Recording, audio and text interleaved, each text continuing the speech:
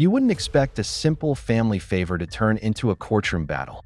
But that's exactly what happened when two sisters ended up fighting over one car, one promise, and a whole lot of resentment that had clearly been building for years. At first glance, it sounds like a normal situation. One sister helps the other, money gets involved, and somewhere along the way, things fall apart.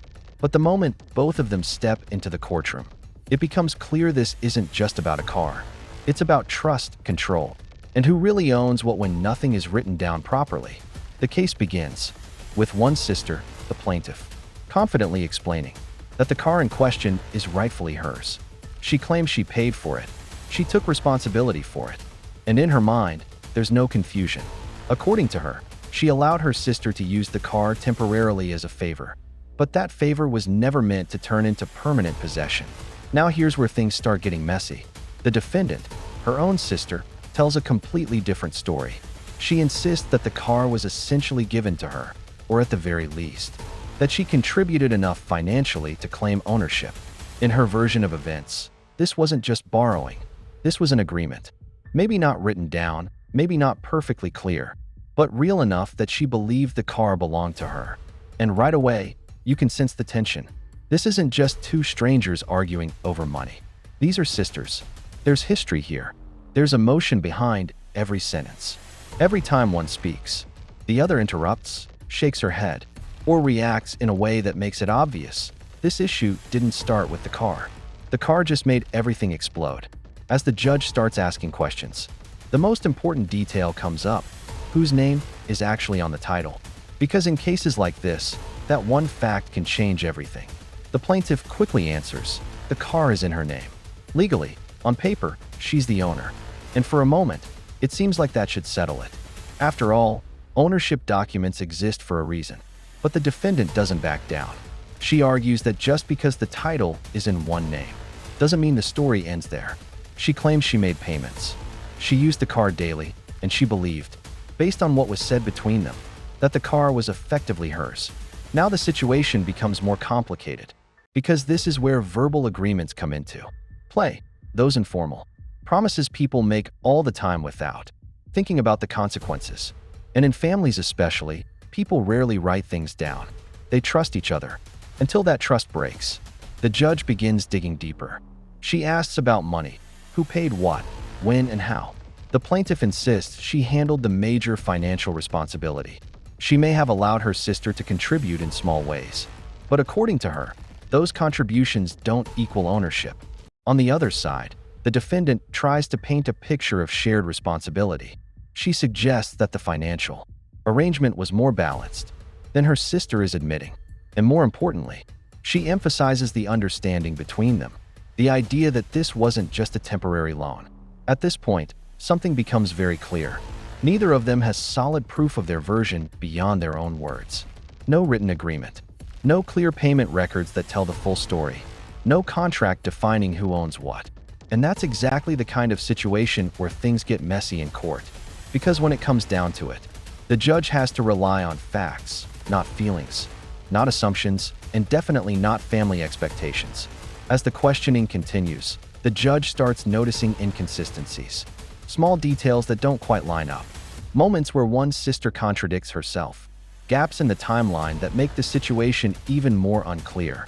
And this is where the tone in the courtroom begins to shift. What started as a simple disagreement now starts to look like a deeper issue of miscommunication, or maybe even manipulation. The plaintiff becomes more firm, almost frustrated, repeating that the car is legally hers and that she never intended to give it away. You can tell she feels taken advantage of, like her kindness has been twisted into something else. Meanwhile, the defendant becomes more emotional. She insists she wouldn't have invested her time and money into the car if she didn't believe it was hers. From her perspective, she's the one being treated unfairly.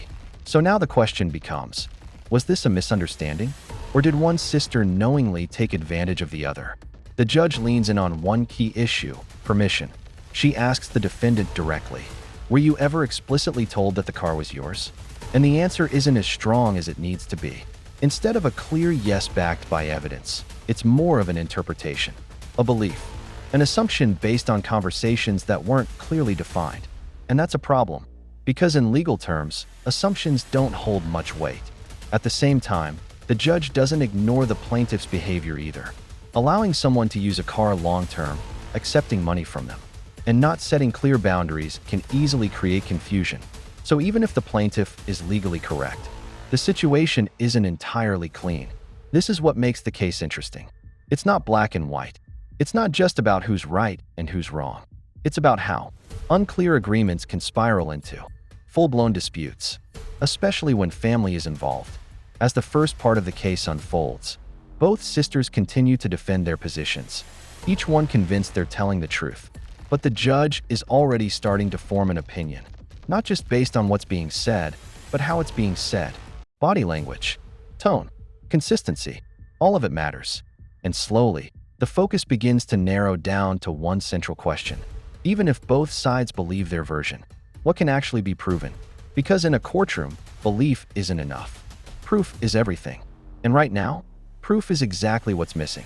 Suddenly, the tone in the courtroom shifts from storytelling to scrutiny. And this is where things start getting uncomfortable for both sisters. Because now, the judge isn't just listening. She's testing them. She begins by going back to the basics. Money. Not emotions, not intentions, just cold, hard numbers. Exactly how much was paid, by whom, and when. It sounds simple, but this is where most verbal agreements start falling apart. The plaintiff repeats that she made the primary purchase. According to her, the car was bought under her name, using her financial responsibility, and any contribution from her sister was minimal, more like help with expenses rather than an investment into ownership. But the judge doesn't just accept that. She asks for specifics. How much did you pay up front? Were there any installments? Did your sister give you money directly? Or was she paying for maintenance and usage? And that's when hesitation creeps in. The plaintiff answers, but not always with precision. Some amounts are estimated. Some timelines are vague. And while her overall claim stays the same, the details don't feel as solid as they should be for someone who insists the situation is completely clear. Now the judge turns to the defendant, and this is where things get even more interesting. The defendant tries to establish that her contributions weren't small or insignificant. She talks about paying for repairs, fuel, maybe even helping with monthly payments, painting a picture where she wasn't just a user of the car, but someone actively investing in it. But again, the same issue appears. There's no structured record, no receipts neatly organized, no bank transfers clearly labeled as car payments, no written agreement stating that these payments would lead to ownership. And the judge notices this immediately. She leans forward slightly, focusing on one key detail: intent. Because in situations like this, the court doesn't just look at money, it looks at why that money was given. Was it rent for using the car? Was it shared expenses between family members? Or was it a genuine contribution toward buying the vehicle? The difference is everything. The defendant insists it was more than just usage. She suggests that there was an understanding, maybe not formally spoken, but definitely implied, that she was working toward ownership. But that word, implied, doesn't sit well in a courtroom. The judge points it out directly. Implied agreements are weak without supporting evidence. And now, you can feel the pressure building. The defendant starts to get slightly defensive. Her voice carries more emotion, more urgency. It's clear she truly believes she's right. But belief alone isn't enough to win a case. Meanwhile, the plaintiff starts to gain a bit of confidence again. The more the defendant relies on interpretation instead of proof, the stronger the plaintiff's legal position appears. But then, something unexpected happens. The judge circles back to the plaintiff with a question that changes the direction of the case. If you never intended for her to have ownership, why did you let this go on for so long? And just like that, the focus shifts. Because this isn't just about what was said, it's about what was allowed. The plaintiff explains that she trusted her sister, that she didn't think things would escalate to this point, that she assumed there was a mutual understanding. But again, that word comes back, assumed. And now both sides are standing on assumptions instead of facts. The judge makes it clear that this kind of situation is exactly why clear agreements matter, especially when money and property are involved, especially when family is involved. Because without clarity, people fill in the gaps with their own expectations. And that's exactly what seems to have happened here. The defendant expected eventual ownership. The plaintiff expected temporary use. Two completely different interpretations, built on the same vague arrangement. As the questioning continues, the judge starts looking for any moment where a clear boundary might have been set. Did you ever tell her to return the car? Did you ever ask for the title to be transferred? Was there any discussion about a deadline or condition? And the answers, once again, are frustratingly unclear. There were conversations, but nothing definitive. There were expectations, but nothing documented. There were assumptions on both sides. At this point, the judge begins to piece together a timeline. And this is where inconsistencies become more obvious. The defendant claims she believed the car was hers for a significant period of time. But when asked why she never pushed to get the title officially transferred, her answer isn't strong. She suggests trust, comfort, the idea that since they were family, there was no need to rush formalities. But that explanation doesn't fully satisfy the judge. Because if someone truly believes they own something as significant as a car, they usually take steps to secure that ownership legally. The absence of those steps raises questions. On the other hand, the plaintiff is asked why she didn't act sooner if she believed the car was being misused or misunderstood. And again, her answer points back to trust and perhaps avoidance. She didn't want conflict. She didn't expect things to go this far. She thought it would resolve naturally. But instead, it escalated into a legal dispute. Now the courtroom atmosphere feels different.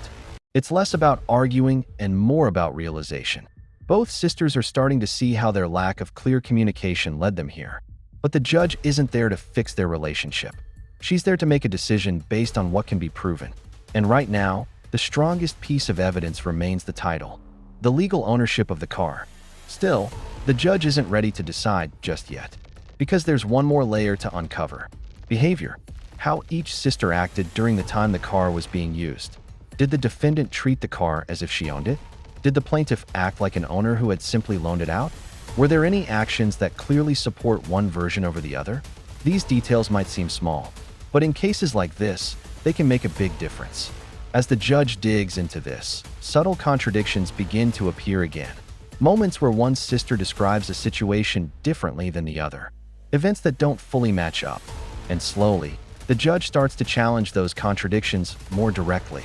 This is where people often slip, not because they're lying, but because memory, perception, and personal bias start to clash under pressure. The defendant insists she had control over the car, that she used it freely, maintained it, and treated it as her own. But the judge points out that usage doesn't equal ownership. Just because you use something regularly doesn't mean it belongs to you. That line hits hard, because it cuts straight to the heart of the defendant's argument. At the same time, the plaintiff is reminded that allowing someone to treat a car as their own for an extended period can create confusion, even if that wasn't the intention. So now, both sides are facing a difficult truth. Neither of them handled the situation properly. One relied too much on assumption. The other relied too much on trust without boundaries. And now, they're both paying the price. As this part of the case comes to a close, the judge leans back slightly, taking in everything she's heard so far. You can tell she's close to forming a conclusion, but she's not done yet, because there's still one critical question left unanswered. Even if the law favors one side, is there any fairness owed to the other? And that's where things are about to get even more intense. Now the courtroom feels tighter, almost like everything is closing in on a final answer. But before the decision comes, the judge decides to push both sisters one step further. Because at this point, it's not just about what happened, it's about what makes sense. And that's exactly where she takes the conversation next. She starts with the defendant again, focusing on something that hasn't been fully addressed yet: responsibility. Not just financial responsibility, but legal responsibility. If the car was yours, the judge asks, who was responsible if something went wrong? It's a simple question, but it carries a lot of weight. The defendant pauses for a moment before answering. She explains that since she was the one using the car daily, she handled most of the practical responsibilities: fuel, minor repairs, general upkeep. But the judge immediately sharpens the point. That's not what I asked. Now the room goes quiet. She repeats the question, this time more directly. If there had been an accident, whose name would be on the line? And this is where reality hits. Because no matter how much the defendant felt like the car was hers, legally it wasn't. The title wasn't in her name. The official ownership didn't belong to her. And in any serious situation, It would be the plaintiff who would face the consequences. That distinction matters a lot. The defendant tries to respond, but her answer isn't strong enough to shift that fact. And for the first time, you can see a slight crack in her confidence. Not because she suddenly thinks she's wrong, but because she realizes the legal side of this situation doesn't support her the way she hoped it would. The judge then turns to the plaintiff, but this time, there's a different tone. Less questioning, more accountability. You kept the car in your name, the judge says, which means you kept control, but you allowed someone else to act like they owned it. And that statement lands just as heavily, because now both sisters are being held responsible, just in different ways. The plaintiff tries to explain again that she trusted her sister, that she didn't think she needed to set strict rules. But the judge doesn't let her off that easily. Trust doesn't replace clarity. And when money and property are involved, clarity isn't optional, it's necessary. As the conversation continues, the judge begins to piece together what this situation really looks like from a legal perspective. And it's not complicated anymore. The emotional layers, the family dynamics, the misunderstandings, all of that starts to fade into the background. What remains are the facts. The car is in the plaintiff's name. There is no written agreement transferring ownership. There is no clear evidence that the defendant purchased the car or was promised ownership in a legally binding way. That combination is powerful, but before making it final, the judge gives the defendant one more chance, one more opportunity to present anything that might support her claim. Any message, any receipt, any proof at all. And for a moment, it feels like maybe something will come up, something unexpected that could change everything. But it doesn't. There's nothing strong enough to challenge the core fact. Legal ownership hasn't changed. Now the judge leans back again, but this time, there's a sense of finality in her posture. She's seen enough. She's heard enough. And more importantly, she's identified the core issue, not just who owns the car, but why this dispute even happened in the first place. It wasn't fraud. It wasn't a deliberate scam.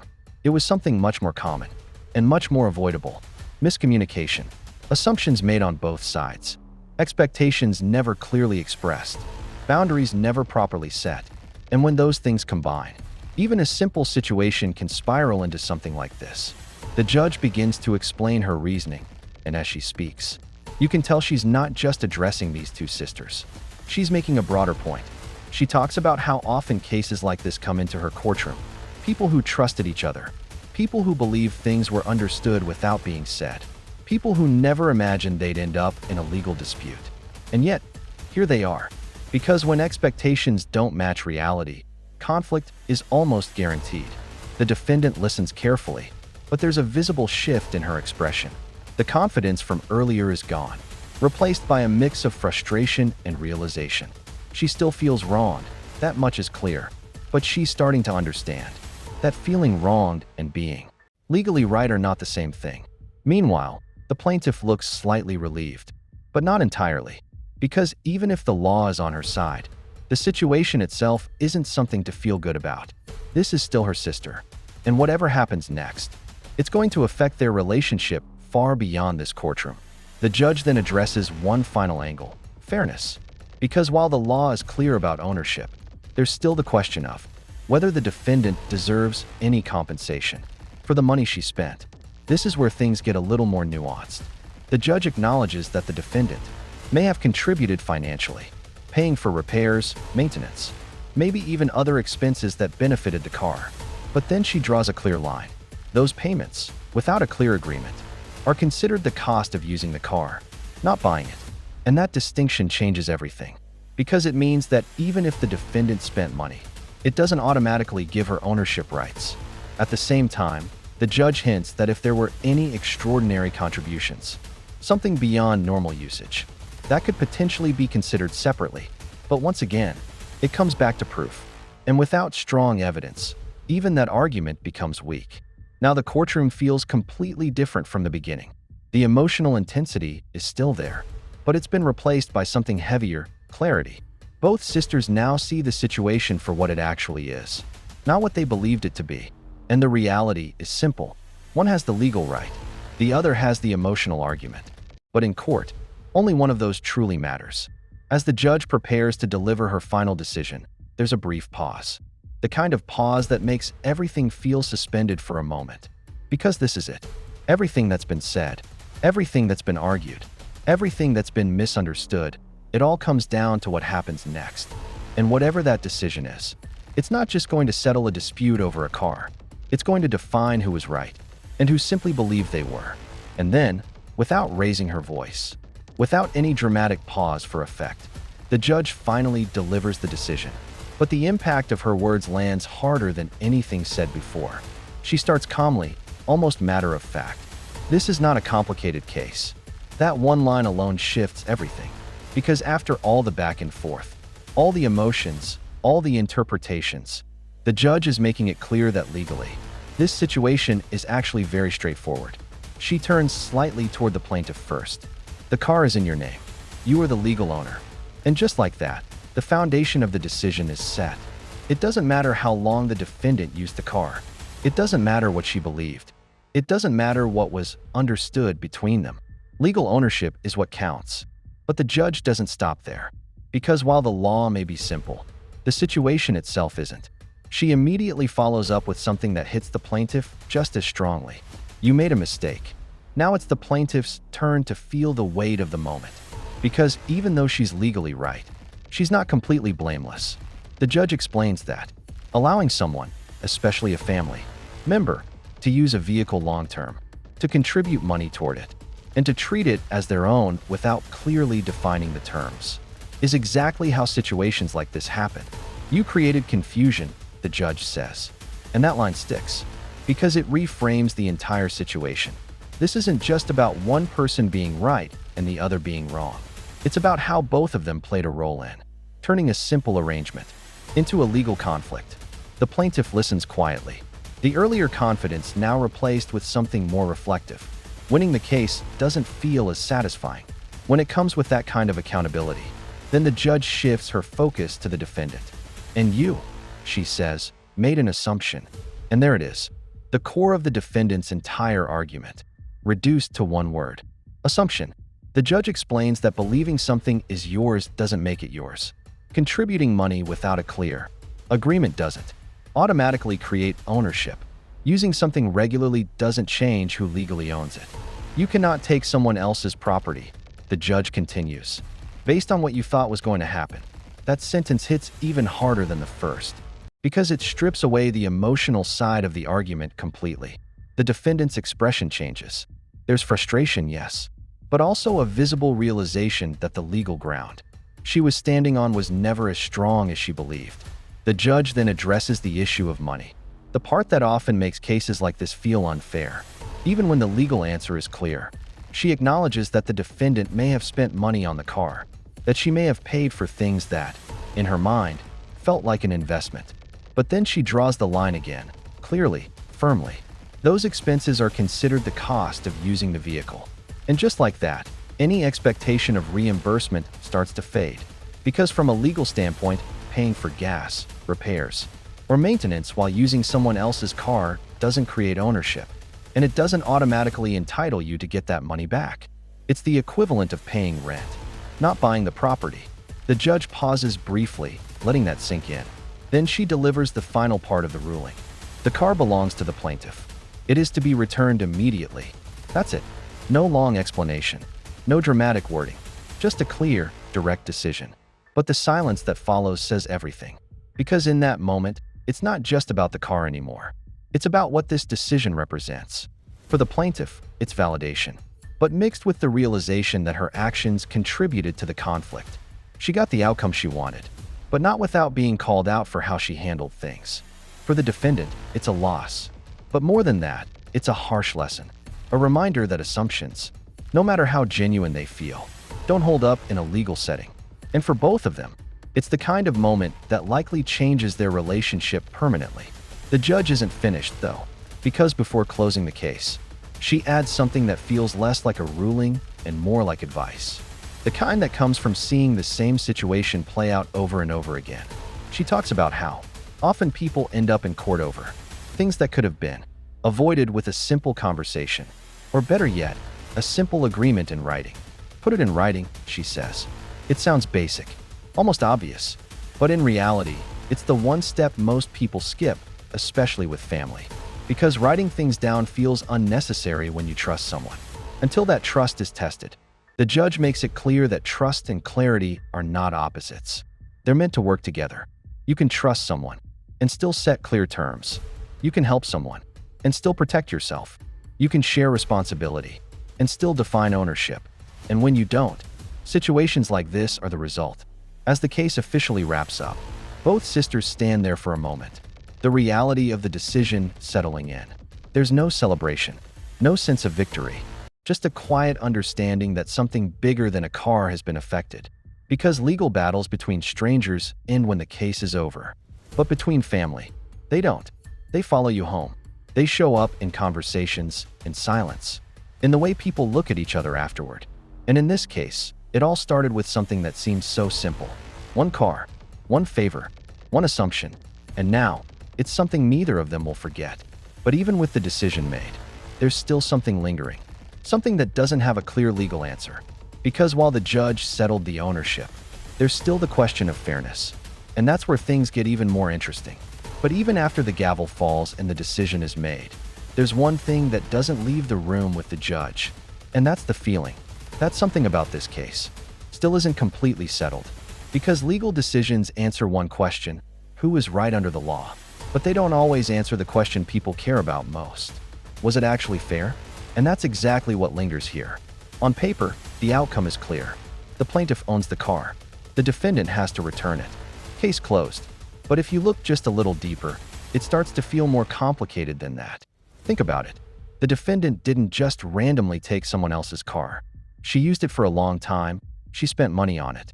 She treated it like it was part of her daily life. In her mind, she wasn't doing anything wrong. She believed she was building towards something. And belief like that doesn't come out of nowhere.